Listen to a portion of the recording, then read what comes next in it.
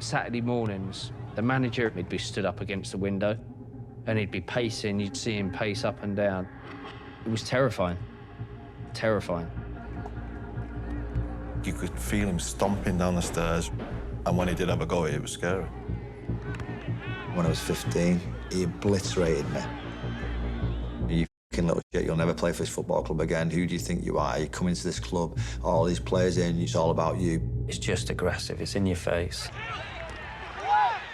When the manager tells you you're never going to play for Man United again, you believe him. The first team felt a million miles away.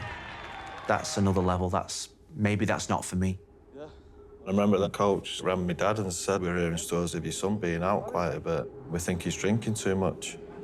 I remember my dad said, "Well, is he not allowed to enjoy himself?" And that's when I had to make the choice to move out my area, to be away from my mates at 18, 19 years of age. Never really spoke to any of them again.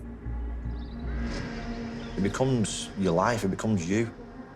We'd have to be at the training ground for a certain time. We'd eat at a certain time. We'd go in the gym at a certain time. You become lost in your week, in your months. You become like a loyal dog, if you like. Here's Phil Neville. There was people in this dressing room that were 10 times the player I was. He's got an eye for the goal as well. But I ticked the boxes that he required in this building. It's not glorious. I had a mentality that I would die for this team, for this club. The team came before an individual. We was bred to win. You know, win, win, win, win, win.